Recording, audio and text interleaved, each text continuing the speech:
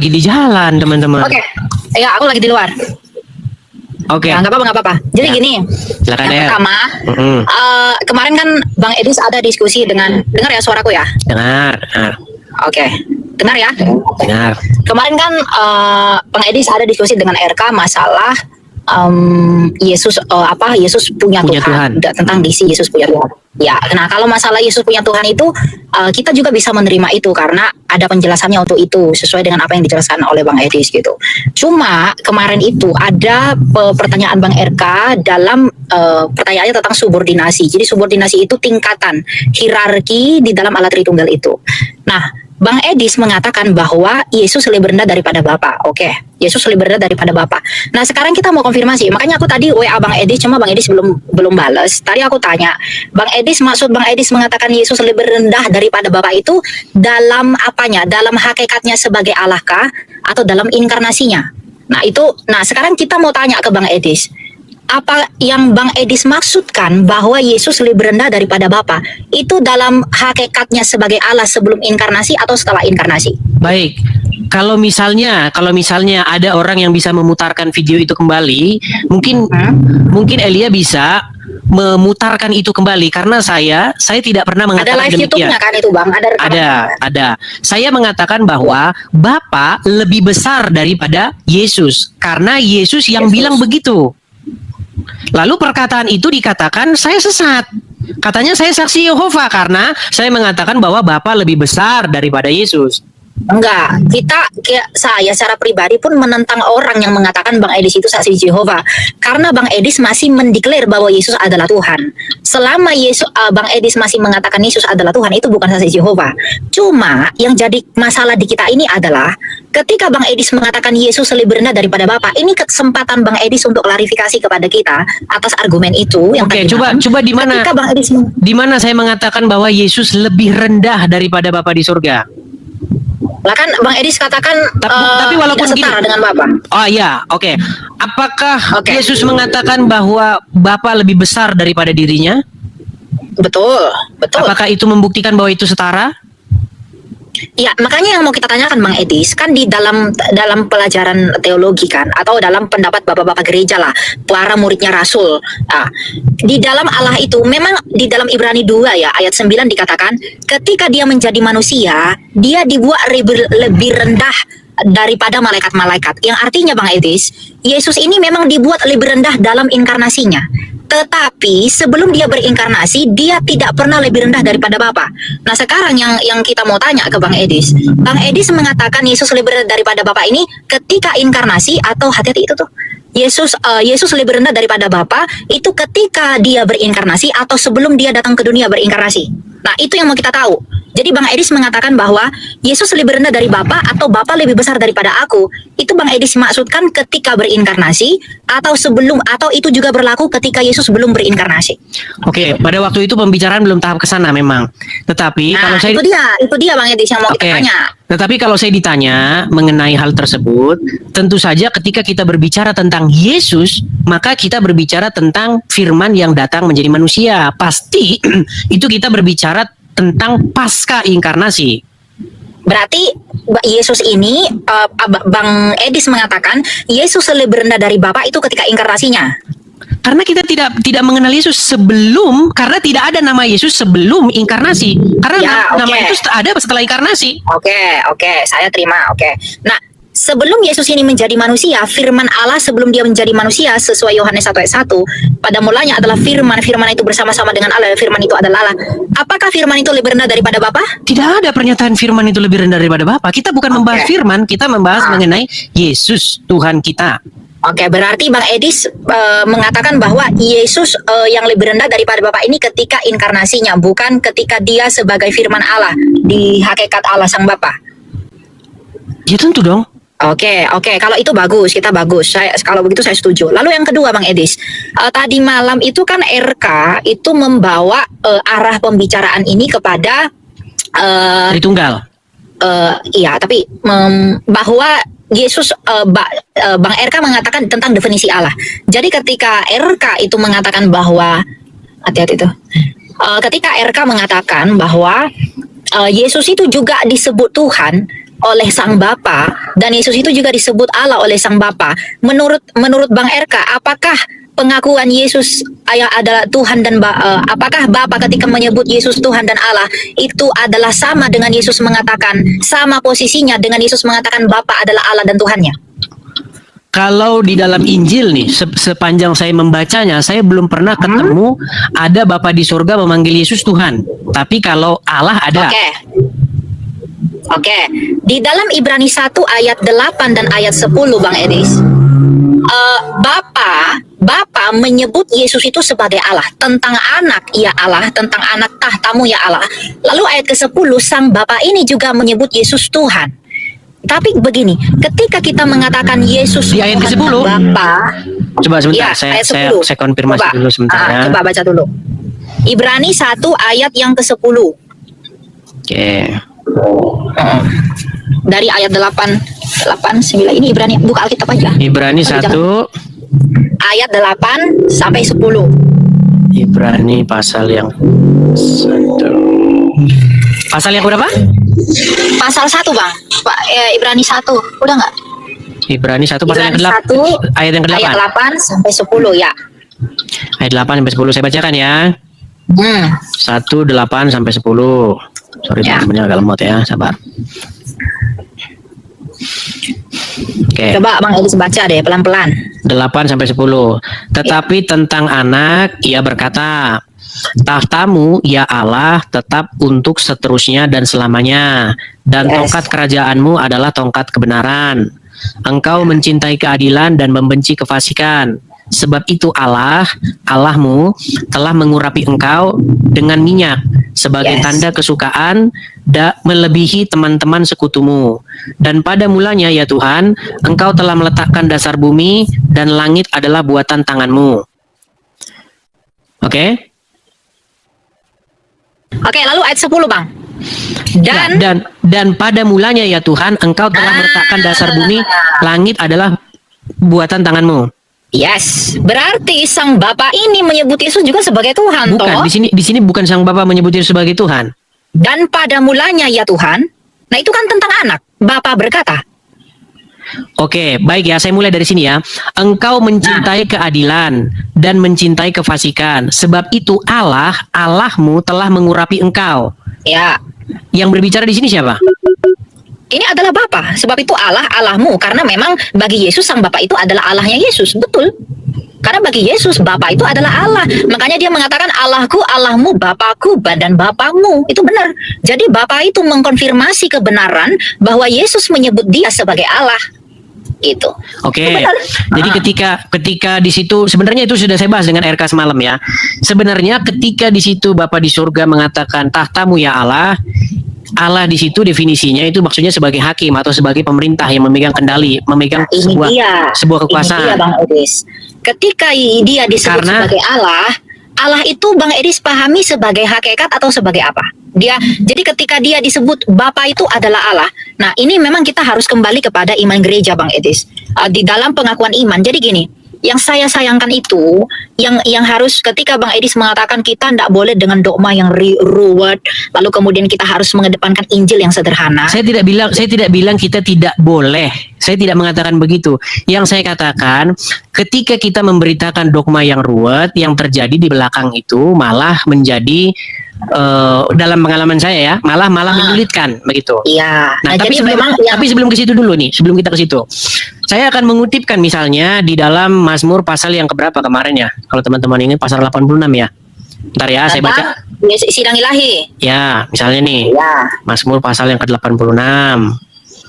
Ya. Betul nggak teman-teman 86? Ya, sidang ilahi itu Mazmur 80-an kalau tidak salah. Oke. 86. Sidang ilahi itu Mazmur berapa sih? 86 apa 84? 8 berapa? 82. Coba 82 ya. 82. Oke. Baik. Dikatakan di sini ya. Mazmur Asaf, Allah berdiri di sidang ilahi, di antara para Allah ia menghakimi. Berapa lama lagi engkau menghakimi dengan lalim dan memihak kepada orang fasik? Berilah keadilan kepada orang yang lemah dan kepada anak yatim. Bedalah hak orang sengsara dan orang yang kekurangan. Luputkanlah orang lemah dan yang miskin. Lepaskanlah mereka dari tangan orang fasik. Mereka tidak tahu dan tidak mengerti apa-apa. Dalam kegelapan mereka berjalan, goyanglah segala dasar bumi. Aku sendiri telah berfirman, kamu adalah Allah dan anak-anak Allah yang maha tinggi, kamu sekalian. Jadi di sini Allah sendiri berfirman, kamu di sini banyak orang nih. Banyak, bukan satu. Ya. Kamu adalah Allah dan anak-anak yang maha tinggi kamu sekalian. Nah, berarti kalau kita menggunakan metode yang sama nih, ketika Bapa di surga menyapa sesuatu sebagai Allah, berarti Bapa di surga ini menuhankan dia gitu. Oke. Jadi gini Bang, aduh pas ini. Bentar. Ini jam gue pegang. Nah, masalahnya begini Bang Edis, ketika dikatakan para malaikat itu oke, di hadapan para Allah sidang ilahi seperti pemahaman orang-orang Jews, tak apa-apa, kita menerima itu. Cuma begini, apakah Bang Edis tidak melihat eksklusivitas itu keunikan Sang Bapa menyebut Yesus sebagai Allah, karena Sang Bapa mengatakan kepada Yesus, tahtamu ya Allah. Apakah kepada para malaikat ia menyebutkan bahwa malaikat punya tahta? Jadi Bukan, kita bukan bicara masalah tahta dulu. Daud juga punya tahta. Makanya Kalau masalah gini, Daud begini, makanya gini Bang Edi, maksud saya kalau masalah definisi tahta Allah, bukan tahta yang kita bahas. Daud juga punya tahta. iya, tetapi begini, Raja-raja juga punya tahta. Bukan Yang saya Ibrani yang menjadi tolak ukur begini, ketika Bapa di surga menyapa sesuatu itu sebagai Allah, maksudnya dia itu memerintah. Seseorang Allah itu maksudnya pemerintah, hakim juga bisa.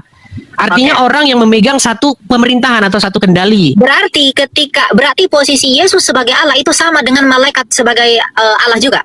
Kita tidak bicara itu. Kita berbicara mengenai apakah Allah Bapa di surga menghambakan diri, kan itu kemarin. Kita Betul tidak nggak? masalah menghambakan diri, tapi Mengenai masalahnya mentuhankan kemarin, menuhankan. ya, definisi Tuhan itu artinya apa? Kurios Adonai itu artinya apa? Nah, di sini makanya permasalahannya itu memang nggak nonton dari Coba awal. kita mau Oke, dengar baik. Makanya ini dengar temanya. Bang Edis, Oke. kata Tuhan itu artinya apa? Oke, baik. Jadi memang kembali lagi ke sini, kan sudah saya bilang penyakitnya itu memang di sini. Karena orang nggak tahu saya lagi ngomong apa pada waktu itu. Oke, gini El, Oke. biar jelas ya. Begini. Jadi saya itu sering mengatakan kepada lawan-lawan debat saya yang orang-orang Islam bahwa mereka itu menuhankan Muhammad. Oke. Nah, saya mau tanya dulu nih sama Elia Miron. Menuhankan itu apa sih memang? Contoh misalnya gini, saya menuhankan Yesus. Maksud dari menuhankan itu apa? Perbuatan apa itu menuhankan itu? Menuhankan itu mengakui dia sebagai penguasa. Karena Hanya arti mengakui kata saja? kurios, ya arti kata kurios itu kan penguasa. Oke. Ya, Menuhankan itu apakah hanya mengakui saja tapi nggak melakukan? ya dia dalam pengakuan itu yang melakukan apa yang dia anggap layak sehingga disebut sebagai Tuhan. Dia menuhankan. Atau gini saja dah, saya bantu. Gini. Karena banyak orang Islam dan juga orang Kristen yang nggak paham menuhankan itu apa. Gini. Menuhankan adalah suatu perbuatan menjadikan sosok tersebut sebagai sesuatu yang ditaati, dipatuhi, menyerahkan diri sepenuh, menghambakan diri kepadanya, mengikuti apapun yang dia perintahkan. Kira-kira setuju nggak? Mengikuti apapun yang dia perintahkan gitu. Ya, oke. Oke. Betul. Nah, Oke, betul. jika begini. Jika saya ketemu dengan Udin, Oke. saya ini membuat diri saya patuh, takluk, tunduk kepada si Udin ini, sehingga apapun kata Udin saya kerjakan. Udin bilang gini, kau makan itu kotoran hewan itu, saya makan. Lompat kau ke jurang, laksanakan. Kau terbakar dirimu ke api itu, saya laksanakan. Ketika saya menaklukkan diri saya kepada si Udin ini, mengikuti apapun kemauan dia, itu perbuatan menuhankan nggak? Berarti Pak Edis menerjemahkan menuhankan itu adalah mengikuti perintahnya, apa yang dia mau. Berarti menaklukkan diri atas perintahnya, begitu? Iya, menaklukkan diri secara total terhadap sesuatu tersebut sehingga mengikuti apapun kemauannya. Itu yang saya maksud menuhankan di situ. Dan lawan-lawan mengikuti debat apapun yang dia mau. Oke. Dan lawan-lawan debat saya itu ketika saya bilang, kamu berbuat gitu nggak sama Muhammad? Berani nggak kamu lawan Muhammad? Kalau Muhammad suruh kamu belok kiri, kamu berani belok kanan nggak? Dia nggak mau. Maka saya bilang sama dia, berarti kamu itu menuhankan Muhammad. Dan dia bilang, betul, saya menuhankan Muhammad. Lalu dia tanya balik sama saya. Dia tanya balik sama saya. Kalau begitu Yesus menuhankan Bapa di surga. Karena dia menyerahkan dirinya, menaklukkan dirinya secara total kepada Bapa di surga. Saya bilang, iya. Makanya kesimpulannya pada waktu itu Yesus punya Tuhan. atas dasar konteks percakapan kami pada waktu itu. Karena Yesus menuhankan Bapa di sorga. Lalu statement saya yang sepotong ini, seperti biasa, seperti yang dulu-dulu, diambil oleh orang kemudian dikomentari bahwa statement itu statement yang sesat katanya. Nah, sekarang saya tanya dulu, karena Elia Miron pun sudah mengiyakan, apakah Elia Miron setuju dengan definisi yang demikian bahwa Tuhan Yesus menuhankan Bapa di sorga? Iya, betul, itu betul. Nah, tetapi kalau sedikit kita sedikit lagi. Yang menjadi masalah pada waktu itu, waktu saya diskusi sama RK, dibilang begini, Bapa di sorga juga menuhankan Yesus. Saya bilang enggak ada Bapa di sorga menuhankan Yesus. Tidak pernah. Ini dia masalahnya. Silakan. Coba jelaskan kepada saya bahwa Bapa di sorga menaklukkan diri kepada Yesus. Coba. Saya mengikuti definisi Bang Edis. Tadi Bang Edis mengatakan bahwa arti kata Tuhan itu adalah yang kepadanya kita mengikuti perintahnya, apa yang dia mau, dengan demikian dia menaklukkan diri. Nah, ketika Yesus berinkarnasi, memang dia dibuat lebih rendah daripada Bapa, lalu kemudian di dalam ketaatannya sebagai seorang hamba dalam misi penebusan, dalam melakukan karya ilahi, ya dia memang tunduk kepada hukum Taurat. Galatia 4 ayat yang keempat. Betul, dia tunduk kepada hukum Taurat. Tetapi kalau Bang Edis dengan begitu, dengan definisi bahwa Tuhan menuhankan itu adalah kita mengikuti kemauan yang kita tuhankan, maka Bapak juga pasti menyebut Yesus adalah Tuhan dalam bukan menyebut. Begini, Bang Elia, begini El. Menaklukkan diri kan? Oke. Apakah ada konteks di dalam Bible bahwa Bapa di sorga menaklukkan diri kepada Yesus? Oke. Ketika Yesus mengatakan, meminta kepada Bapaknya, ketika dia mengatakan, ya Bapa, permuliakanlah aku padamu diri sendiri. Menurut Bang Edis, Yesus sedang meminta Bapaknya mengikuti kemauan Yesus nggak? Betul. Nah, berarti kalau mengikuti Bang Edis itu, Bapak itu mengakui Yesus Tuhan nggak? Bukan mengakui Tuhan, menuhankan. Bukan mengakui Tuhan loh, menuhankan. Ya, karena kan definisi Bang Edis menuhankan itu adalah mengikuti apa yang dia mau, menaklukkan diri. Oke. Pertanyaan saya, apakah ketika Tuhan Yesus meminta kepada Bapa, Bapa di sorga selalu mengikutinya? Iya.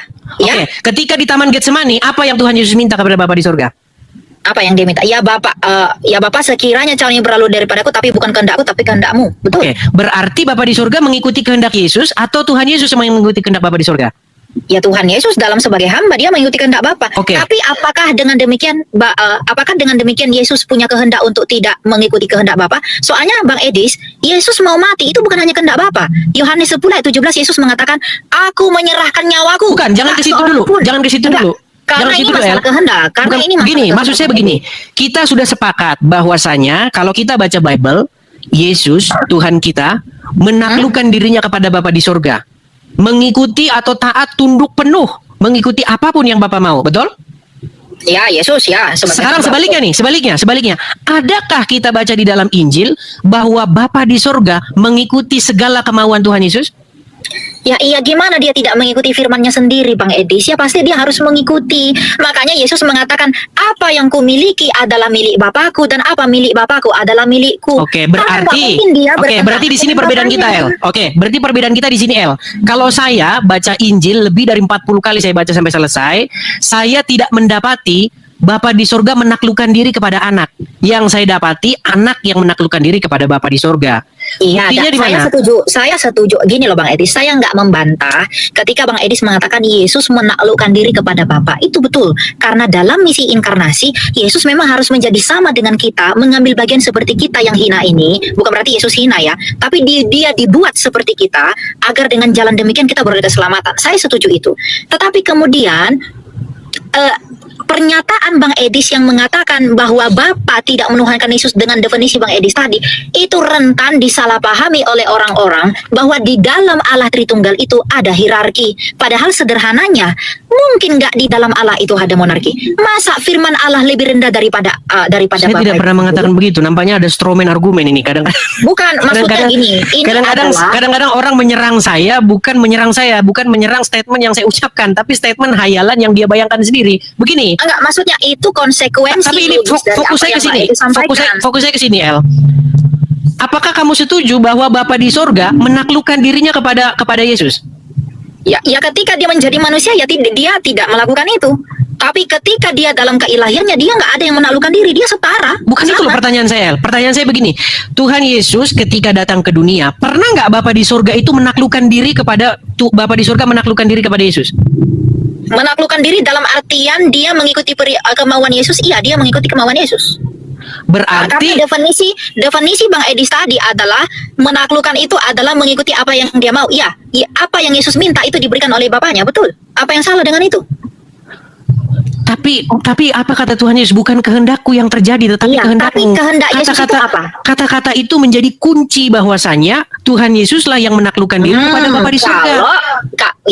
Kalau Bang Edis mengatakan kehendak seolah-olah dengan ayat itu Yesus punya dua kehendak yang berbeda. Kehendak Yesus dalam Yohanes 10 ayat 17 apa? Kan dia mau mati. Melakukan apa yang Bapa mau. Kehendakku adalah melakukan Ia yang mengutus aku. Pokoknya intinya begini Bang Edis, kita bersama-sama percaya bahwa ketika Yesus datang menjadi manusia, dia memang merendahkan diri kepada Bapaknya.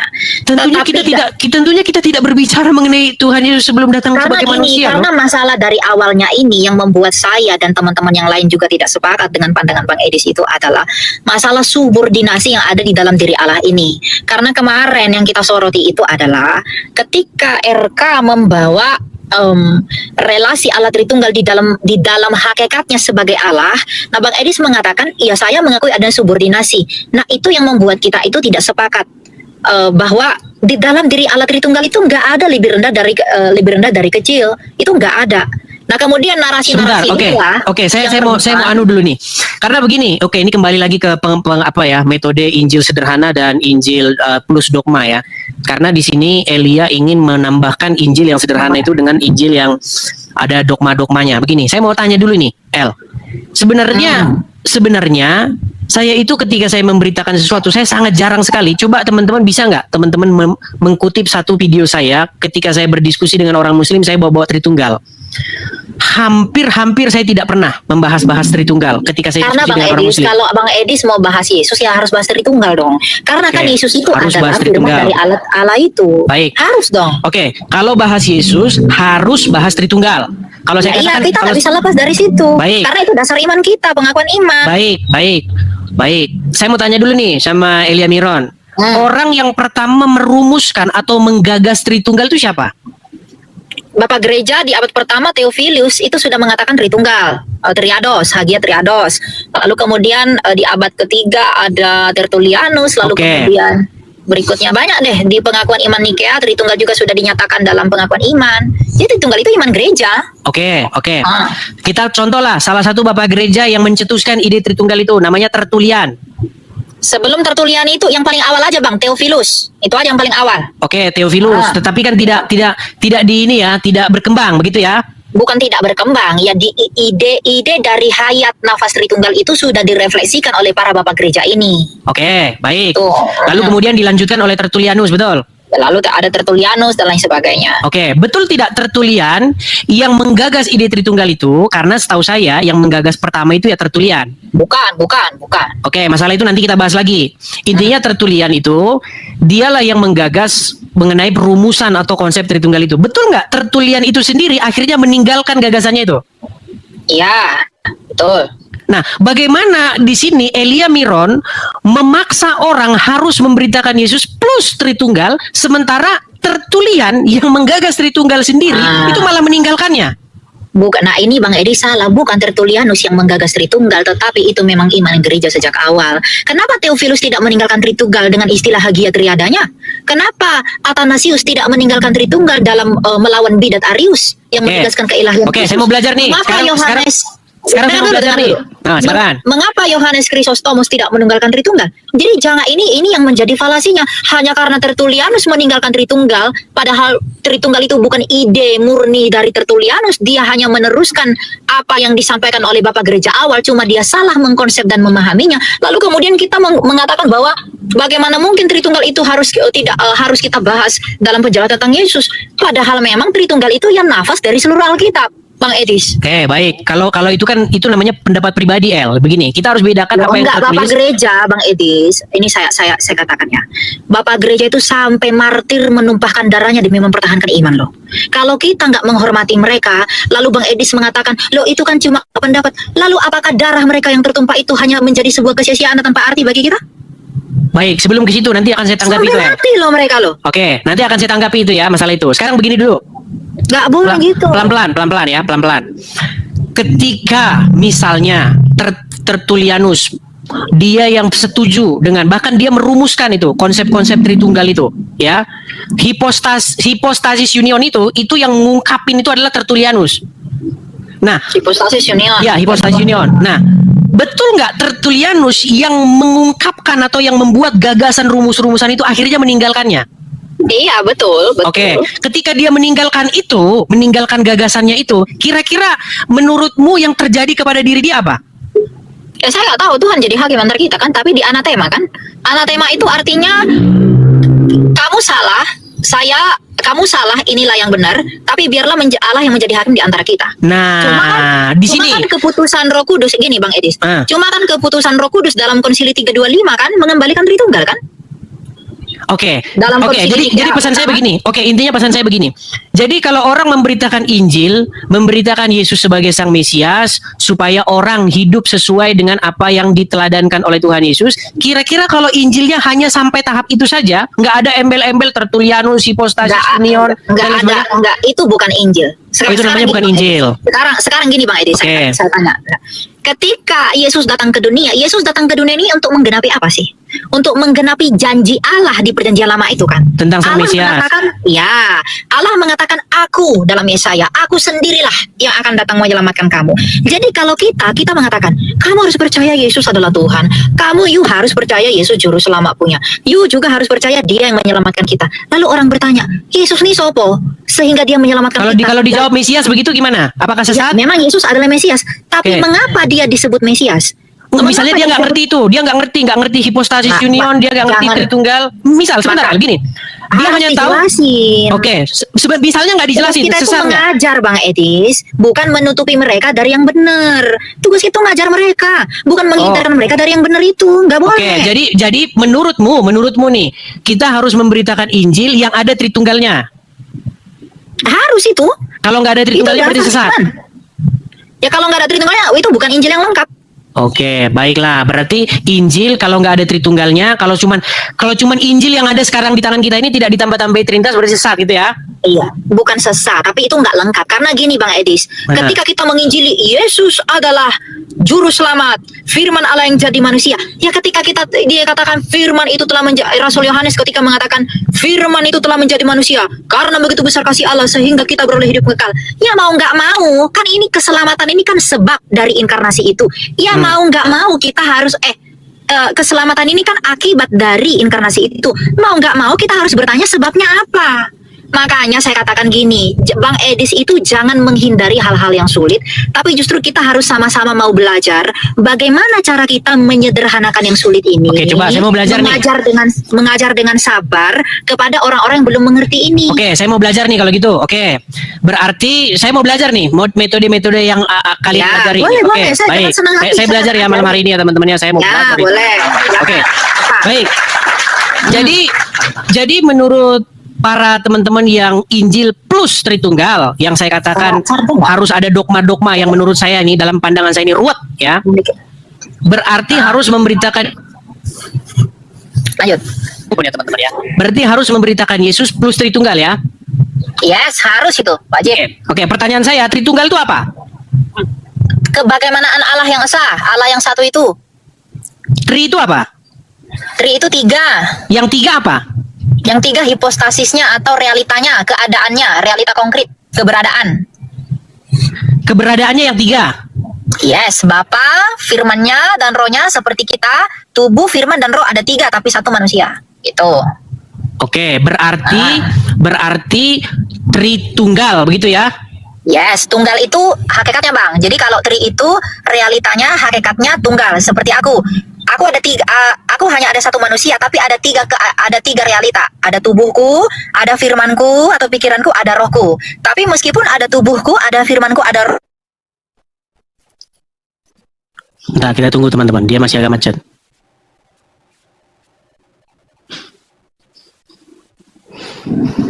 Masih kita tunggu ya. Saya mau belajar nih. Saya mau belajar metodenya mereka karena saya nggak pernah memberitakannya kayak begini. Maksud saya bukan nggak pernah, sudah saya tinggalkan. Aduh, malah hilang. Ya silakan Elimiron. Oke, ini ada nggak suaraku ya? Maaf. Jelas, lebih keras ini daripada yang tadi. Mantap Oke. ya. Ntar ya, aku mau ini dulu. Oke, shalom semua. Shalom guys. Mantap, mantap. Ya, Silakan ya. thank you. Nah, tadi kita kan bahas Tritunggal ya. Jadi gini Bang Edis, ya. Saya itu mendukung apa yang Abang Edis lakukan ya. Bang Edis juga tahu gimana saya beberapa kali naik ke Komalmu, terus ya kita tahu lah, tapi itu nggak terlalu penting. Tapi yang paling penting gini, kita kan besi menajamkan besi. Jadi ketika saya melihat ada argumentasi yang kurang pas, nah kita harus beritahu bagaimana yang benarnya, bukan menurut diri kita sendiri, tapi menurut apa yang disampaikan oleh gereja. Gereja ini pengajarannya dari mana? Dari Bapak Gereja. Bapak Gereja dari mana? Dari Rasul. Rasulnya dari mana? Dari Kristus. Nah, karena Bang Edis tanya tentang bagaimana kita menjelaskan Tritunggal itu. Nah, Bang Edis harus menyampaikan bahwa Tritunggal itu bukanlah sesuatu yang perlu dipusingkan oleh banyak orang, terutama orang-orang Muslim. Saya mengerti kalau Bang Edis berhadapan dengan orang-orang Muslim, mungkin mereka terkesan ruwet, apa segala macam, karena mereka memang nggak ngerti, karena mereka nggak pernah punya modal untuk bisa mengerti tentang Allah yang kompleks itu. Tetapi yang harus kita ketahui, bukan berarti karena mereka sulit mengerti, kita tidak menyampaikan apa yang benar, yang sudah dipertahankan sejak ribuan tahun lalu. Nah, kalau tadi Bang Edis bertanya sebelumnya, apa itu Tritunggal? Tritunggal itu adalah penjelasan tentang bagaimana Allah kita yang satu itu. Seluruh Alkitab, Bang Edis, mengatakan Allah itu esa. Tidak ada yang mengatakan Allah itu 2, 3, 5, 10. Nggak ada. Allah itu tetap satu. Nabi Musa ulangan 6 mengatakan Allah esa. Yesus mengatakan Allah esa. Paulus 1 Korintus 8 ayat 6 mengatakan Allah esa. Bahkan setelah eranya Rasul pun, tahun 325 konsili pertama di Konstantinopel mengatakan aku percaya kepada satu Allah. Jadi memang semua orang Kristen, mau kamu injili ke orang Islam, mau kamu injil ke orang Hindu, Buddha, apapun yang kamu mau injili, kita harus mengatakan Allah itu sah. Tapi seperti apa Allah yang sah ini kita jelaskan dengan Tritunggal. Karena Allah kita itu adalah Allah yang hidup. Allah yang hidup, Allah yang berkuasa. Nah, kalau kita hanya mengatakan Allah itu satu, botol itu pun satu. Lalu apakah botol itu adalah Tuhan? Tidak. Ini saya izin ya Bang Edis ya, untuk menjelaskan satu diagram Tritunggal yang saya kira Bang Edis bisa mungkin nanti merasakan manfaatnya untuk kemudian kita bisa semua apologet kita saling memahami dan kemudian kita berkolaborasi untuk penginjilan ini tanpa mengurangi kebenaran yang telah disampaikan oleh para martir kita terlebih dahulu ya. Ini saya jelaskan satu bagan untuk kita belajar. Nanti Mbak Edis kalau ada yang kurang dipahami atau apa boleh tanya kepada saya. Ya, lagi-lagi kita belajar ya teman-teman ya. Nih, ini saya jelaskan ya. Ya mungkin dengan ini Bang Edis juga akan mengatakan oh kelihatan ruwet, enggak kok. Ya, kalau dijelaskan dengan baik, dengan justru cara kita yang harus kita pusingkan adalah bukan menyembunyikan yang benar dari Islam, tapi justru bagaimana yang sulit ini bisa diterima oleh mereka. Maka itulah pelayanan kita, karena apologetika yang kita pertanggungjawabkan gitu. Nah, ini saya buat ada sebuah ilustrasi. Allah yang esa, Allah Tritunggal itu. Allah yang esa itu, mengapa Allah yang esa itu adalah Bapa. Nah, mengapa disebut Bapa? Bapa ini adalah sang sumber segala sesuatu. Nama keagungan Allah ini adalah Yod-Heh-Vav-He. Jadi Bapa, Yesus dan Roh Kudus itu sama-sama Yod-Heh-Vav-He karena ini gelar akulah aku, Asyur Ehe, yang artinya sang ada. Nah, sang Bapa ini adalah Allah itu adalah transenden. Tidak terhampiri, tidak kelihatan, dan tidak seperti apapun. Nah, sang Bapa yang adalah Allah ini, yang hakikatnya adalah Allah, di dalam dirinya sang Bapa ini memiliki firman, atau logos dalam bahasa Yunaninya. Logos ini adalah ilmu. Makanya teologi, dua kata Yunani, theos plus logos, ilmu tentang Allah. Nah, firman ini adalah daya cipta, pikirannya Allah itu, yang oleh firman itu dia menciptakan segala sesuatu. Makanya dikatakan dalam Yohanes 1 ayat 3, tak satu pun yang jadi tanpa firman Allah. Karena sang Bapa ini menciptakan segala sesuatu itu oleh firman-Nya yang hidup ini. Nah, selain memiliki firman, sang Bapa ini juga memiliki roh. Yang oleh roh itu dia menghidupkan segala sesuatu. Jadi Bapa, firman dan Roh Kudus, Bapa, firman dan Roh Kudus, inilah Tritunggal itu. Nah, kalau Bapa adalah Allah, maka pasti firman-Nya Bapa pastilah Allah, dan rohnya Bapa pastilah Allah. Tapi tidak ada tiga Allah, hanya ada satu Allah. Maka di dalam penjelasan Tritunggal ini, Bang Edis, tidak ada hierarki lebih tinggi, lebih rendah. Karena nggak mungkin firman Bapa lebih rendah daripada Bapa itu sendiri. Nggak mungkin roh Bapa lebih rendah daripada Bapa itu sendiri. Nggak mungkin. Jadi sang Bapa, firman-Nya dan rohnya, ini kita belum bicara inkarnasi ya. Bapa, firman, dan Roh Kudus, itulah Tritunggal. Nah, anak, mengapa disebut firman ini adalah anak? Karena Yesus berkata, aku datang dan keluar dari Bapa. Mazmur juga mengatakan pada hari ini kamu kuperanakkan. Dia disebut anak bukan karena seperti pola pikir teman-teman muslim bahwa bapak itu kawin lalu dia punya anak dengan perempuan. Tidak. Dia disebut anak karena firman ini sejak kekal ada di dalam bapa, terkandung di dalam bapa. Nah, ketika firman ini keluar dari bapa, seolah-olah diperanakkan, maka dia disebut anak. Makanya nggak ada rasul yang kebingungan ketika Yesus bilang Yesus adalah anak Allah. Karena mereka tahu anak Allah bukan berarti Tuhan kita beranak. Tapi anak Allah artinya dia yang ada di dalam Allah itu. Maka Bapa, Firman dan Roh Kudus, Bapa, Anak dan Roh Kudus, inilah Tritunggal itu. Dan di dalam Tritunggal ini Bang Edis, nggak ada hierarki. Tetapi ketika kita mulai bicara kristologi, Yohanes 1 ayat 14, firman Allah menjadi manusia, maka firmannya sang Bapa ini, yang adalah Allah ini, keluar daripada Allah menjadi manusia. Ketika menjadi manusia, inkarnasi itu artinya apa sih? Inkarnasi itu dari dua akar kata in dan karni. In itu di dalam, karni itu daging. Karnivora, pemakan daging. Berarti inkarni, sang firman yang adalah Allah ini, menambahkan kodrat daging di dalam dia. Ketika dia menjadi manusia, maka diberi nama Yesus. Nah, Yesus yang menambahkan kodrat manusia dalam inkarnasinya ini, ya, dia merendahkan dirinya daripada Bapa yang adalah Allah itu. Makanya dikatakan dalam Filipi 2 ayat 6, ia yang walaupun dalam rupa Allah tidak menganggap kesetaraan dengan Allah sebagai hak milik yang harus dipertahankan. Kalau dikatakan dia tidak menganggap kesetaraan dengan Allah, artinya dia setara dengan Bapa. Nah, jadi ini tidak sulit dipahami. Jadi ketika Bang Edis mengatakan Yesus adalah Mesias, mengapa dia Mesias? Karena dia adalah yang dijanjikan. Dia dijanjikan kenapa? Untuk menyelamatkan manusia dari dosa. Nah, siapakah dia ini? Mesias ini artinya apa? Penyelamat dan juru selamat kita. Lalu ketika dibaca di pernyataan, siapa juru selamat? Juru selamat adalah Allah. Maka siapa Yesus itu? Yesus adalah Allah. Nah, boleh bawa penjelasan seperti ini.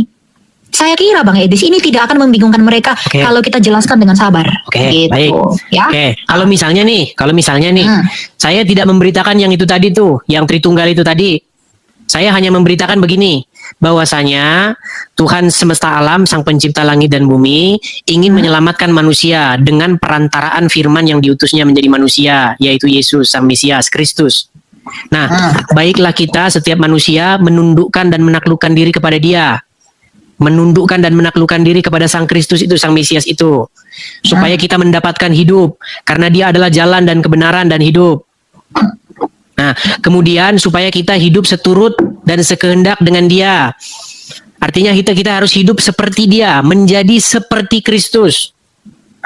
Kira-kira kalau dengan seperti itu saja terus dia langsung iya paham, terus dia nggak ini, tanpa memberitakan Tritunggal, apakah itu sesat? Saya nggak pernah mengatakan itu sesat, tetapi ya puji Tuhan lah kalau nggak tadi katanya sesat, soalnya tadi katanya sesat, sekarang enggak ya? Enggak, itu saya nggak mengatakan itu sesat, tetapi gini Bang Edis, ketika Bang Edis mengatakan itu, lalu kemudian karena itu satu hubungan, karena tanpa teologi kita nggak bisa ngerti kristologi. Karena gini, firman Allah menjadi manusia, kamu harus percaya kepada Yesus. Yesus itu siapa sih? Yesus itu juru selamat. Sang Mesias itu, lalu Sang Mesias. Lalu dia baca Alkitab. Tapi Yesus di sini dikatakan anak Allah. Artinya apa? Nah, kalau begitu ya bawa ke Tritunggal. Karena Bang Edis, kalau abang menginjili orang Muslim jadi Kristen, kamu pasti kasih Alkitab kan? Oke. Untuk dia dibaca. Nah, ketika dia baca, firman itu telah menjadi manusia, diam di antara kita sebagai anak tunggal Bapa. Loh, lalu kalau dia tanya, ini artinya apa Bang Edis anak tunggal Allah? Bang Edis harus jelaskan Tritunggal ini. Nggak boleh katakan, udahlah imani aja. Nggak boleh, namanya juga apologetika ya, bertanggung jawabkan. Karena itu nggak bisa lepas dari Alkitab. Misalnya makanya nih, Bang Edis,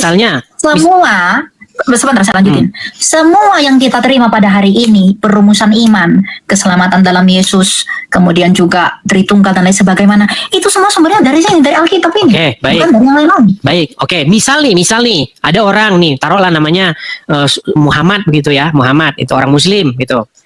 Dia nggak terima itu, saya nggak terima itu. Tritunggal itu saya nggak terima. Tapi saya menerima Yesus sebagai sosok Mesias. Saya menerima bahwa saya harus menjadikan dia sebagai pemimpin hidup saya, suri tauladan hidup saya. Saya harus jadikan dia sebagai panutan, begitu. Tapi saya nggak terima itu konsep-konsep Tritunggal itu. Menurut Elia nih, dia diselamatkan nggak? Kalau menurut saya dia diselamatkan. Tanpa dia percaya sama Tritunggal, hipostasis union, menurut saya dia diselamatkan. Ketika dia menyerahkan dirinya kepada Yesus untuk dipimpin, dituntun supaya hidup sesuai dengan kemauan Tuhan Yesus, dia buang Tritunggalnya itu ke tong sampah. Menurut saya dia diselamatkan. Menurut Elia? Saya nggak mau jadi hakim atas dia, tapi kalau memang dia mengaku beriman, bukankah seharusnya dia mempelajari seluruh dari apa yang diwariskan iman itu, termasuk Tritunggal? Enggak, dia bilang begini, saya nggak percaya itu Tritunggal, konsep-konsep begini 3 terus Kalau dia 1 nggak jadi. percaya, berarti dia nggak percaya, Bang Berarti Edis. tidak diselamatkan ya. Sekalipun Berarti dia nggak hidup, percaya. sekalipun dia hidup meneladani Kristus. Dia hidup sebagaimana Kristus hidup. Kristus yang mana yang dia teladani? Kristus yang ada dalam Injil. Kristus yang dalam Injil itu yang adalah Tritunggal itu kan, yang dari Tritunggal itu kan. Saya tidak lihat kata Itu nggak Tritunggal bisa ya di dalam. dilepas. Itu nggak bisa dilepas. Saya tidak melihat kata Karena Tritunggal gini, di dalam huruf Tritunggal tidak bisa dalam 1 ditemukan. Yohanes dikatakan, Bang Edis, Hmm. kalau ada muslim yang tanyakan, gimana isi dengan Johannekoma? Ada tiga yang memberi kesaksian di surga, Bapa, Anak, Roh Kudus. Bang Edis akan jawab apa itu? Lalu bilang, oh nggak usah pelajari. Pokoknya kamu percaya Yesus saja. Ini nggak usah kau percaya. Padahal ada Bukan, saya tiga tidak yang bilang, memberi kesaksian. saya tidak bilang nggak usah dipercaya loh. Dia bilang begini, misal nih, saya kasih contoh nyata ya. Atau gini aja lah, saya ambil satu contoh. Saya masih ingat ini. Ini bukan begini El ya, begini. Mungkin saya tidak mau meremehkan yang muda. Kalau dari usia, Elia lebih muda dari saya, makanya saya panggil nama aja ya. Oke. Saya teringat, ini Elia dulu ketika bertemu dengan seorang TikToker besar, namanya Bunda Korla. Ya, kita coba dengarkan ya sebentar. Ini bagaimana Bunda Korla mau belajar waktu itu. Berarti saya ada bunda yang cantik. Iya benar. Iya. Tadi apa kata Trinita? Trinitas Tritunggal. Trinita. Bapak jadi Bapak. Ra dan Roh Kudus. Bentar, yang nggak ada musiknya ya. Saya cari yang nggak ada musiknya, bentar. Di dalam agama Kristen yang menciptakan langit dan bumi siapa? Yang menciptakan langit dan bumi adalah Sang Bapa melalui firman-Nya. Oh bukan ini, Trinitas tadi mana sih? Cuman nggak ada musik ya. Jadi nggak sembahulkan Bentar. Yang pakai musik tadi nggak apa-apa lah ya, ada musiknya dikit ya. Nggak apa-apa. Kenapa bisa? Kristen dari abad muda-muda, Sampai Bunda. habis. Oke. Misalnya orang Indonesia dong, berarti saya ada bunda yang cantik. Iya benar. Iya. Dari apa kata Trinita? Apa Trinita? Trinitas Tritunggal. Trinita. Bapak jadi Bapak. Ra dan Roh Kudus. Roh Kudus itu siapa? Malaikat. Bukan. Roh Kudus itu rohnya. Roh Kudus itu adalah rohnya Sang Bapa. Roh. Jadi lain lagi. Ya udah gini aja deh. Jadi Tuhan. Jadi gini, bapaknya Yesus itu bapaknya Yesus itu Allah ya kan? Gini Bunda, dalam keyakinan teman-teman Muslim, Allah itu adalah nama. Kalau dalam keyakinan orang Yahudi dan Kristen, Allah itu bukan nama. Allah itu adalah hakikat sesembahan. Nama dari Allahnya Yahudi dan Allahnya Kristen adalah Hashem. Oke, mungkin itu panjang ya, panjang. Jadi intinya pada waktu itu saya melihat begini.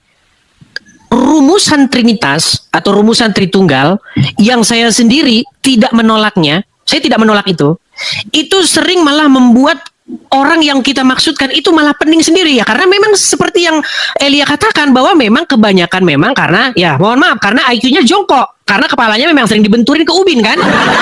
Nah, jadi begini, saya mengambil satu kesimpulan begini. Oke lah, dia nganggap nggak terima itulah, dia pening palanya. Pusing dia kepalanya. Saya sampai pada kesimpulan gini saja dah. Udah, gini aja lah, nggak usah mumet-mumet. Kamu ganti saja junjunganmu. Kamu ganti sosok yang kepadanya kamu taat, patuh dan tunduk. Kamu ganti itu. Jangan lagi yang ada di kuburan itu, tapi Yesus. Cukup aja sampai di situ dulu. Iya kan? Ya saya tahu. Ketika saya hanya memberitakan itu saja, nggak ada embel-embel Dwinatur, Tritunggal, apa segala macam, yang malah membuat kepala mereka pusing. Apakah metode yang saya lakukan seperti itu sesat kira-kira? Itu enggak sesat, cuma tidak lengkap. Karena gini Bang Edis, kalau Bang Edis tidak mengajarkan itu memperkenalkan kepada mereka, lalu mereka pergi ke gereja mereka masing-masing. Kecuali Bang Edis punya gereja sendiri. Mereka pergi ke gereja yang terdekat. Aku jadi Kristen ini gimana caranya? Aku pergi ke gereja. Lalu dia dengarlah khotbah, Bapa, Anak, dan Roh Kudus. Lalu kemudian juga dia, aku jadi Yesus harus dibaptis. Loh katanya aku harus percaya Yesus. Kenapa tuh aku dibaptis dalam nama Bapa dan Anak dan Roh Kudus? Itu nalurinya akan membuat dia menanyakan hal itu. Apakah dia dikatakan beriman kalau kita tidak memberi penjelasan terhadap apa yang sedang dia tanyakan itu? Dia, kamu jadi Kristen harus dibaptis ya, oke. Dibaptis, dia hanya kenal Yesus, lalu Anda tidak memberitahu dia tentang Tritunggal. Lalu kemudian dia dibaptiskan dalam nama Bapa dan Anak Roh Kudus. Lalu Anda tidak menjelaskan itu. Apakah dia bisa disebut beriman dari apa yang dia tidak ketahui? Gak mungkin. Baik, kalau penjelasan saya begini. Misalnya penjelasan saya begini El. Ini pengalaman saya nih. Saya cuma jelasin ini aja yang simple. Saya cuma simpel gini aja. Anak di situ seperti penjelasanmu yang pertama. Anak di situ bukan berarti dia kawin terus punya anak, enggak. Anak di situ artinya relasi, seperti kayak saya anak Indonesia, ya kan? Saya apa namanya? Dengan bapak saya begitu, saya anaknya begitu. Artinya ada hubungan yang spesial begitu. Nah, ketika dia pakap, saya nangkep kata dia. Yesus sebagai anak begitu dan dia sebagai Mesias. Kemudian orang tersebut misalnya dia menerima Yesus sebagai sang Mesias, menjadikan dia sebagai suri tauladannya, sebagai pemimpin hidupnya, untuk hidup seperti yang diteladani oleh Yesus, tanpa dia nerima Tritunggal. Tanpa dia nerima Tritunggal, konsep-konsep yang seperti itu, duinatur, begini, keilahian, kemudian kemanusiaan, mumet dia. Kira-kira cukup sampai di situ saja, kira-kira dia diselamatkan nggak? Saya selalu akan mengatakan saya tidak akan menjadi hakim atas orang itu. Nah, kalau saya orang dia mau nggak percaya konsep-konsep rumusan, nggak percaya konsep-konsep mumet gini, dia tinggalkan itu semua, ditinggalkan oneness, tinggalkan Tritunggal, tinggalkan saksi Yehova, tinggalkan ini, asal dia hidup seperti Kristus hidup, saya berani mengatakan dia akan diselamatkan. Tanpa dia harus rumet-rumet mikirin Tritunggal, tanpa mikirin hipostasis tunggal. Menurut saya loh. Iya, nggak apa-apa. Lalu kemudian, apakah kita lalu apakah kita menyayangkan begitu saja para martir yang telah mati mempertahankan iman kita ini? Maksudnya? Ya, para martir itu rela mati martir semua demi mempertahankan semua yang kita jabarkan hari ini. Lalu Bang Edis mengatakan itu tidak perlu. Kenapa mereka maksudnya begini? Maksudnya begini. Kenapa mereka maksudnya mati? Ya, mempertahankan iman kita, Kristen. Mempertahankan dari siapa? Dari ajaran-ajaran sesat. Maksudnya gimana? Epifanius dari Salamis, Bang Edis, itu saking berbahayanya aja. Tuhan Yesus saja bilang apa? Kalau seseorang ini menyesatkan kamu, lebih baik dia diikatkan batu kilangan dan mati. Oke, ketika seseorang tidak memberitakan Tritunggal, apakah itu menyesatkan? Nah, kalau dia pada akhirnya beriman kepada Yesus yang bagaimana? Kan Anda harus bawa Tritunggal, kan? Yesus yang ada di dalam Injil, yang hidup, yang hidup setaat kepada Bapa di surga. Oke, Yesus yang ada dalam Injil itu anak Allah atau bukan? Anak Allah. Ya udah, itu udah Tritunggal. Anda harus jelaskan itu. Mengapa dia anak Allah? Allah itu beranak atau gimana? Kalau di situ bukan itu yang saya maksudkan, El. Yang saya maksudkan itu Tritunggal, yang saya maksudkan adalah seperti yang saya bilang kemarin loh. Yesus harus ada kepribadian ilahi, harus ada kepribadian lain sebagai gini, Bang Edis. Bang Edis harus tahu membedakan apa tentang Tritunggal teologi, apa kristologi. Ketika kita berbicara Yesus menjadi manusia, dia punya dua kodrat sesuai dengan konsili Kalsedon dan lain sebagainya. Itu sudah dalam ranah kristologi. Itu sangat penting. Memang itu sangat penting.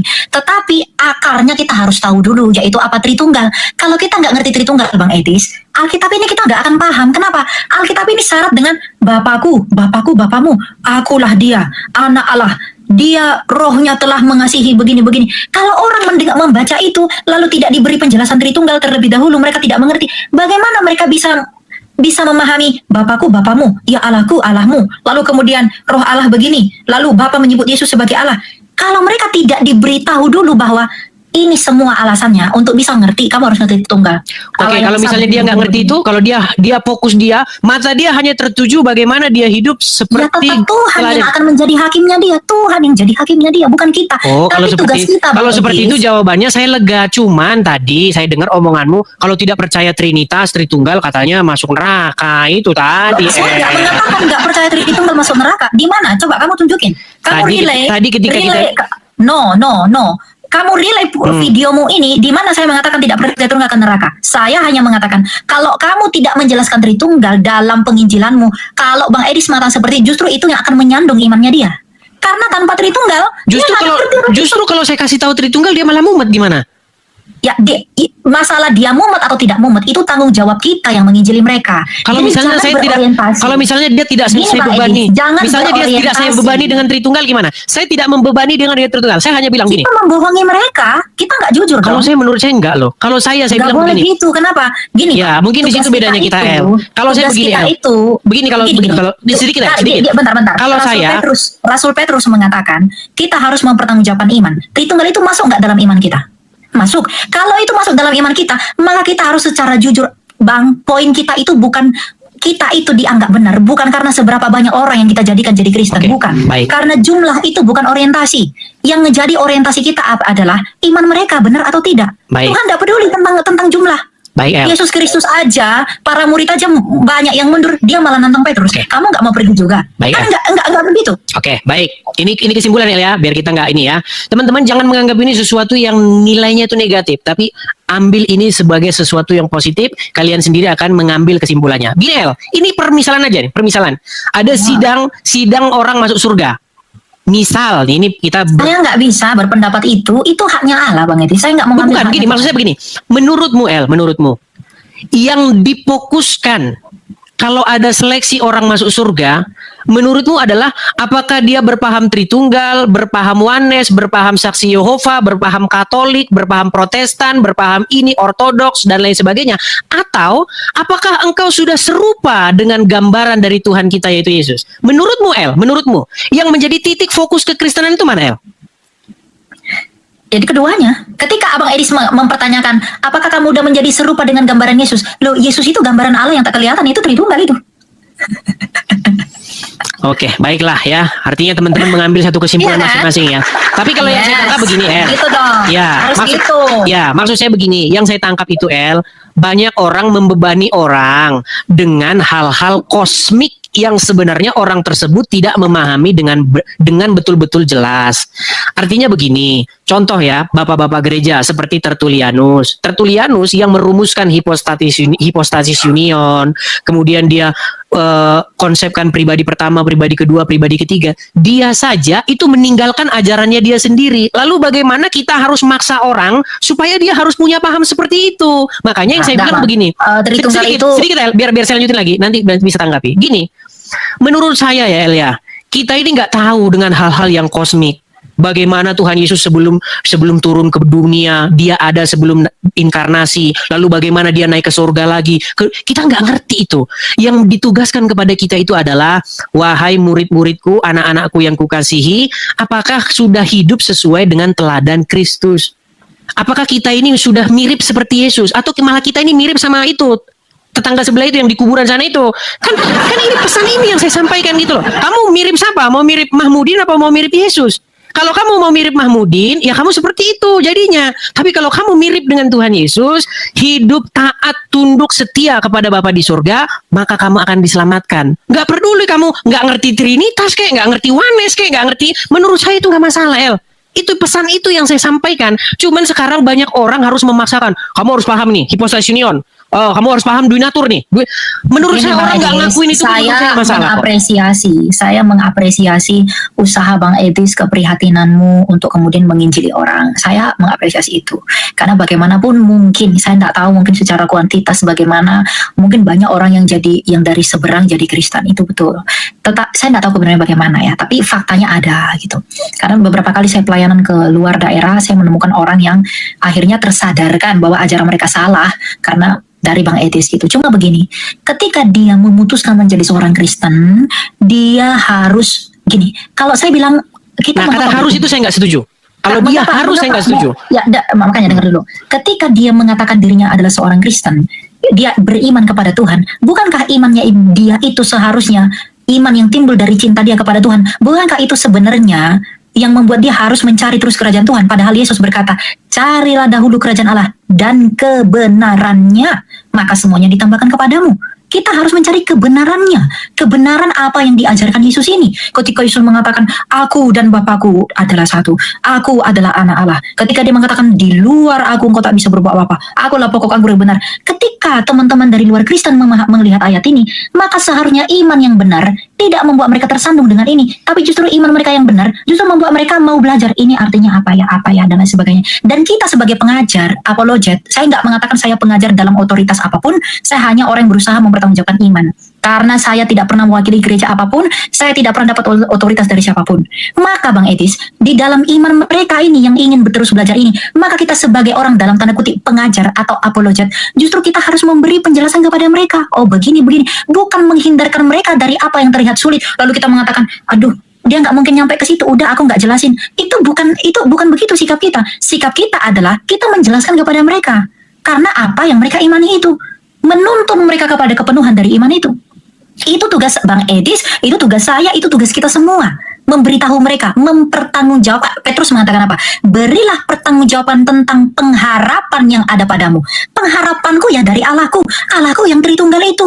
Maka kalau kamu tanya pengharapan yang ada dalam Yesus, kamu tanya sabda Yesus, Bapakku, Bapakmu, Allahku, Allahmu, ya kamu harus menjelaskan ini, bukan menghindarkan mereka dari penjelasan-penjelasan ini hanya karena Bang Edis takut mereka tidak sampai memahaminya. Lagi pula, bukan saya atau Bang Edis yang berkuasa membuat mereka paham, tapi kasih karunia daripada Roh Kudus. Apakah mustahil bagi Roh Kudus untuk memberitahu dan menyinari hati mereka? Tidak. Jadi kita jangan merasa karena penjelasanku begini maka dia bisa percaya. Karena penjelasanmu begini Dalam hal itu saya setuju, El. Begini, El. Makanya dengar dulu, saya selesaikan ya. Jangan. Seolah-olah kita merasa mampu kita buat orang percaya. Enggak. Tugas kita nyatakan kebenaran, jadilah saksi. Masalah dia beriman atau tidak, itu urusan rohnya Allah. Apakah roh Allah berkenan menarik dia atau tidak? Kita tidak punya otoritas. Baik. Kita melakukan bagian kita, dia melakukan bagiannya. Itu doang, Bang Edis. Baik, saya tanggapi, El, ya. Jadi mungkin kita di sini agak sedikit salah paham nih, El. Gini loh, El. Dalam hal itu saya setuju. Yang saya tidak setuju adalah ketika kamu mengatakan bahwa kalau kamu tidak memiliki konsep pemahaman seperti yang ini, bahwa ini harus begini, bahwa harus ada hipostasis union, kemudian harus ada duinatur. Kalau kamu tidak memahami ini, maka kamu tidak diselamatkan. Itu yang saya tidak setuju. Bahkan Itu saya tingkat katakan, kedalaman iman, Bang. Orang yang di luar, di atas-atas, ketika Abang menginjili orang, kamu percaya Yesus adalah Tuhan, ketika dia percaya masih di situ, berarti imannya masih begini. Kan iman itu bertumbuh seperti biji sesawi. ya, maksud saya begini, biar saya selesaikan dikit, El.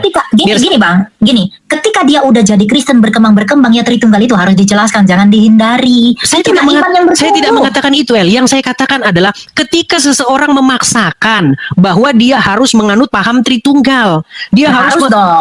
Nah, ini yang saya tidak sepakat. Kamu harus mengakui Yesus begini, dia punya duinatur, dia punya begini, harus paham Kalau dia mendalami hipostasis. imannya, Bang, kalau dia mendalami imannya, Bang, lebih dalam, di atasmu, ketika baru Menurut awal saya, kenal, makanya mungkin. gantian, El. Tadi kan kamu udah bicara. Ini makanya begini, El. Tingkat keselamatan itu tidak di situ, El. Tingkat keselamatan itu adalah di mana dia mencintai Yesus dengan cara bagaimana? Dengan cara hidup seperti bagaimana Tuhan Yesus hidup. Dia dijadikan Yesus sebagai teladannya. Dia mirip dengan Yesus.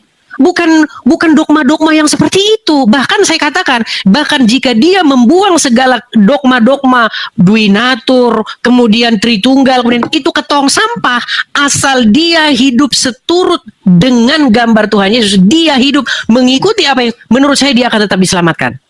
Ya nggak apa-apa, Bang Edis jadi penilai untuk mereka tetap diselamatkan, itu urusan Bang Edis. Saya nggak punya hak untuk mereka bilang selamat atau tidak. Baiklah, dalam di situ kita mungkin Kalau mau berbeda. kalau dia mau menjadi seorang Kristen, semakin dia mendalami imannya, namanya juga biji sesawi yang bertumbuh itu gimana sih? Iman yang bertumbuh itu ya pasti mendalami semua apa yang dirumuskan dalam iman itu, termasuk Tritunggal. Nah, sikap kita kalau dia memang mendalami iman, kalau imanmu nggak bertumbuh, kamu selamat nggak? Mungkin nggak imannya? Kalau Iman yang bertumbuh itu menurut saya dibuktikan dari seseorang itu semakin mirip dengan Tuhan Yesus. ya semakin mirip dengan Tuhan Yesus yang bagaimana? Tuhan Yang Yesus yang ada dalam merendahkan Bible. dirinya, Iya, yang merendahkan yang dirinya, yang taat yang kepada Bapa walaupun di dalam surga. lupa Allah tidak menganggap kesetaraan dengan Allah, dia yang rendah hati itu, dia yang di surga telah datang ke dunia ini, dia yang telah berkorban padahal dia tidak berdosa dibuat jadi dosa. Itu dogma semua enggak itu? Itu bukan dogma, itu ada dalam Bible. Yang tidak ada dalam Bible itu hipostasis union, kemudian duinatur, itu yang nggak ada.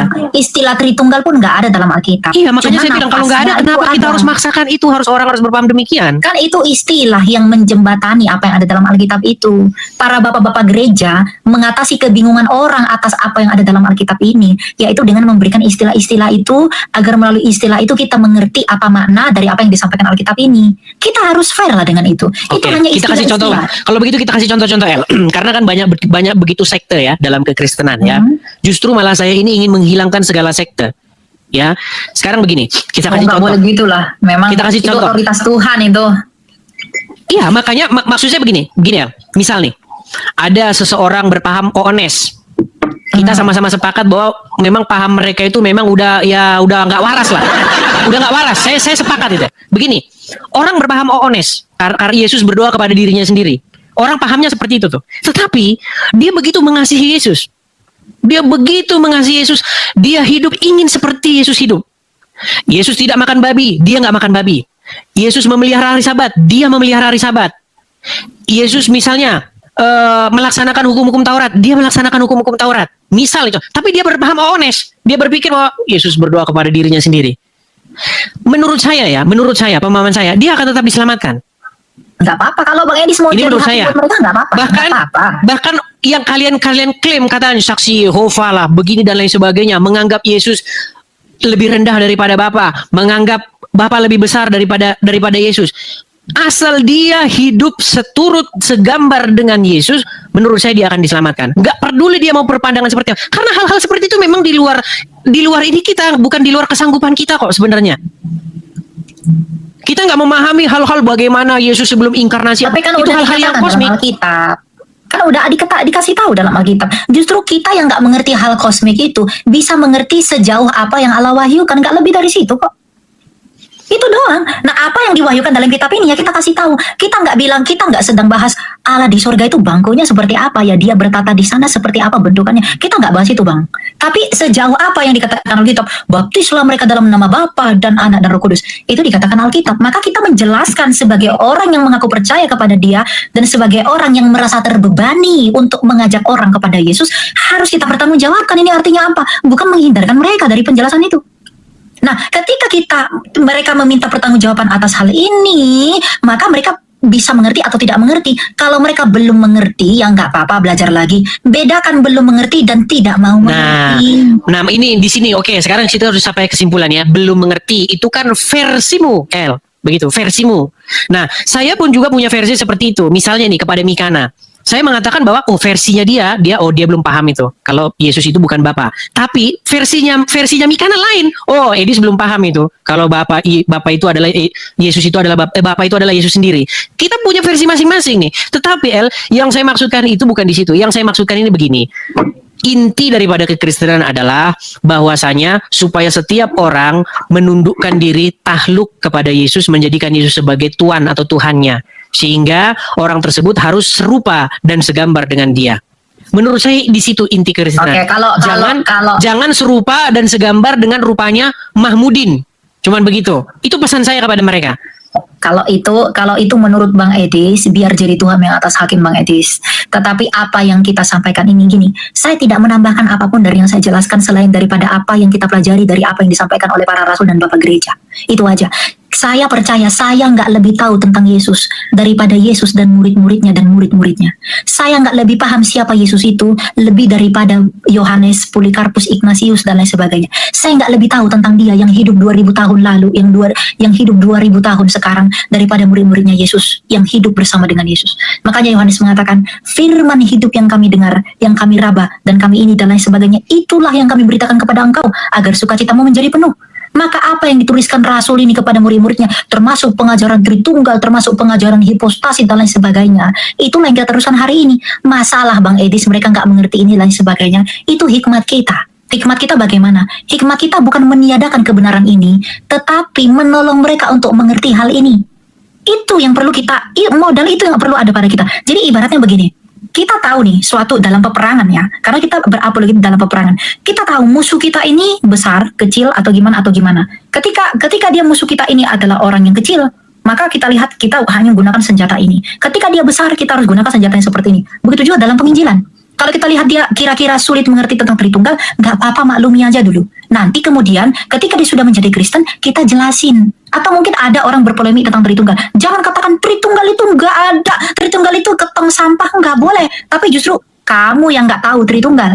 Kamu Tritunggal itu apa? Tritunggal itu 3 Tuhan. Ada Maria di dalam, seperti perkataan teman-teman dari Mahmudin. Mereka mengatakan Maryam Bapa, Maryam Allah, dan Isa, itulah Tritunggal. Mereka tersandung karena apa yang ada dalam iman mereka sendiri, maka tersandungnya mereka ini harus kita jelaskan dengan apa yang benar yang ada pada kita. Itu yang disebut dengan hikmat untuk dapat memilah-milah mereka ini, bukan meniadakan, bukan menghindarkan pengajaran yang benar ini daripada mereka. Baik. Saya kira itu poinnya Bang Edis, antara Bang Edis dengan saya. Jadi kita gunakan momen ini untuk saling belajar, baik saya maupun Bang Edis. Bagaimanapun Rasul Yohanes mengatakan, saya tutup ya dengan ayat Alkitab. Nanti Bang Edis boleh tambahkan silahkan. Silakan. Tapi dari saya tutup ya dalam Alkitab. dalam Wahyu ya, Wahyu 22 ayat yang ke-18 ya dan berikutnya. Aku bersaksi kepada setiap orang yang mendengar perkataan-perkataan nubuat kitab ini. Jika seorang menambahkan sesuatu kepada perkataan-perkataan ini, Allah akan menambahkan kepadanya malapetaka-malapetaka yang tertulis di dalam kitab ini. Jikalau seorang mengurangkan sesuatu dari perkataan-perkataan kitab nubuat ini, Allah akan mengambil bagiannya dari pohon kehidupannya dan dari kota kudus seperti yang tertulis dalam kitab ini.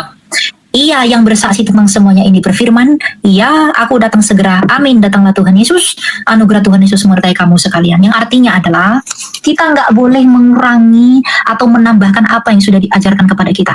Baik Tritunggal, baik yang abang bilang hipostasis itu ada di dalam konsili Kalsedon, kemudian nanti sampai ada 7 konsili dan lain sebagainya.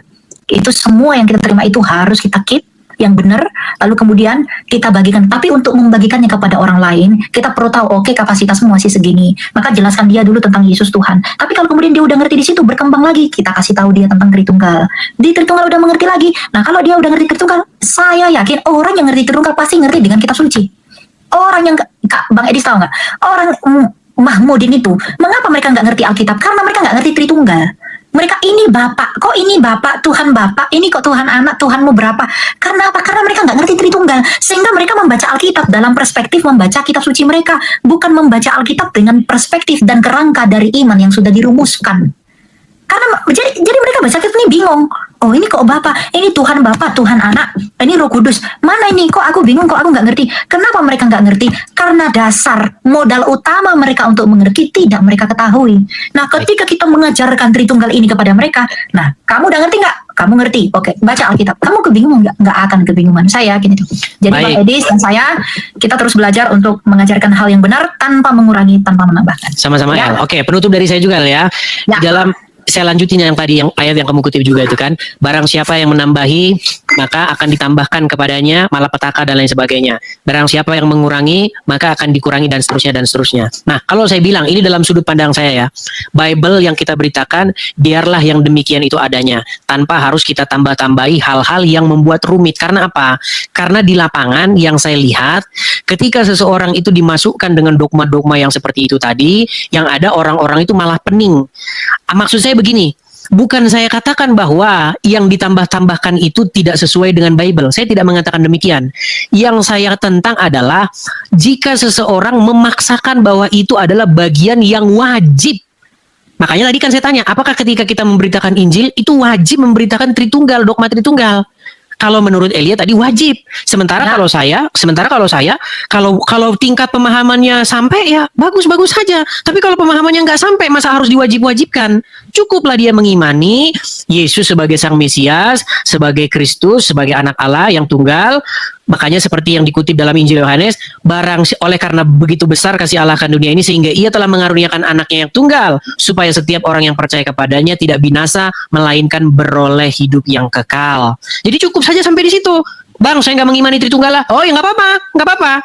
Kamu mengimani Tuhan Yesus, kamu hidup seturut dan sesuai dengan kehendak Dia, cukup itu bagimu. Itu menurut saya, El. Nggak harus dipaksa-paksa harus Tritunggal. Itu Tritunggal. menurut abang, Ya. tapi saya tegaskan, Tuhan Yesus itulah yang akan jadi hakim saya dan abang, Baik. dan semuanya akan kelihatan pada hari bila mana Allah melalui Kristus Yesus akan menghakimi kita. Dialah yang Amen. menghakimi saya, dia yang menghakimi Bang Edis, dia yang akan menuntut pertanggungjawaban kepada Bang Edis, dia pula yang akan menuntut pertanggungjawaban kepada saya. Cuma doa saya cuma satu, semoga Tuhan kita tuh bermurah hati kepada saya dan Bang Amin, Edis. amin. Begitu Ya. juga doa saya juga, kita berharap supaya kita semua yang berdosa ini semakin hari semakin mirip dengan serupa dengan Tuhan Yes. Yesus. Oke. Oke, saya rasa gitu aja El ya. Oke. Oke, terima kasih Thank you, teman-teman. Ika. Teman-teman jangan dibilang kita musuhan ya. El, kita musuhan El? Ya enggak lah. Wah, enggak. Cuma WA Ya. aku nanti enggak kau balas. Itu yang Belum buka WhatsApp Kok saya. dia live tapi WA aku nggak dibalas ya gitu. Belum. Padahal waktu itu aku telepon Karena- nggak kau angkat. Karena di sana siang, di sini malam. Jadi karena saya bangun tidur. Karena saya nggak lihat. Biasanya kalau aku telepon kau telepon baliknya aku. Oh iya, tadi telepon kah? Tadi belum saya cek. Oke, nanti saya cek ya El ya. Oke, begitu El ya. Yalah ya. Oke, Ya, teman-teman, jangan bilang kami musuhan. Kami di sini saling beradu argumen, beradu pendapat. Semua kembali kepada diri kita masing-masing. Doa dan harapan kita tetap Kembali sama. kepada kebenaran Allah, jangan diri sendiri, nggak boleh.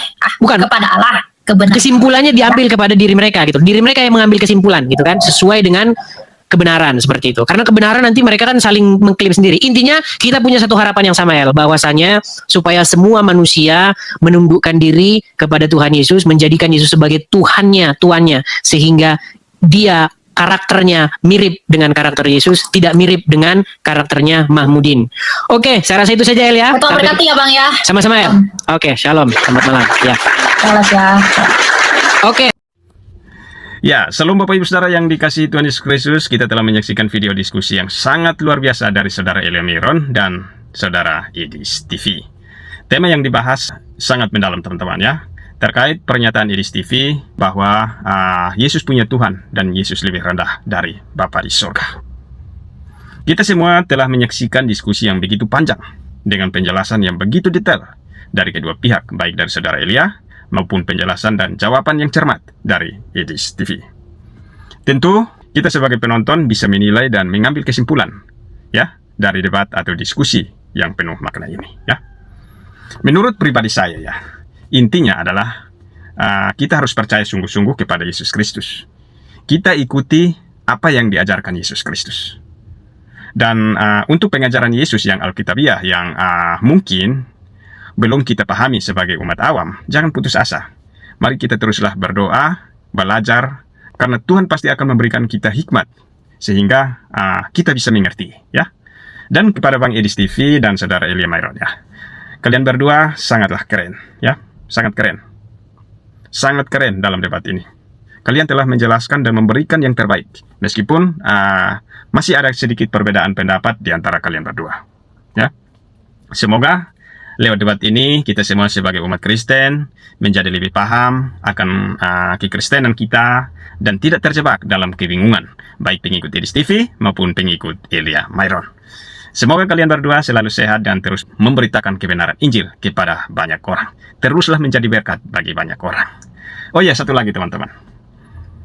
Selagi pengajaran Edis TV dan Elia Myron atau siapapun pendeta, apologet yang mengajarkan tentang Yesus Kristus dan sesuai dengan firman Tuhan dalam Alkitab, mari kita sebagai pengikut Yesus tetap mengikuti mereka, tetap mendukung mereka, semua demi kemuliaan nama Tuhan Yesus Kristus. Begitu teman-teman, ya. Menurut teman-teman bagaimana setelah menyaksikan video ini? Coba tuliskan di kolom komentar, ya. Tuhan memberkati.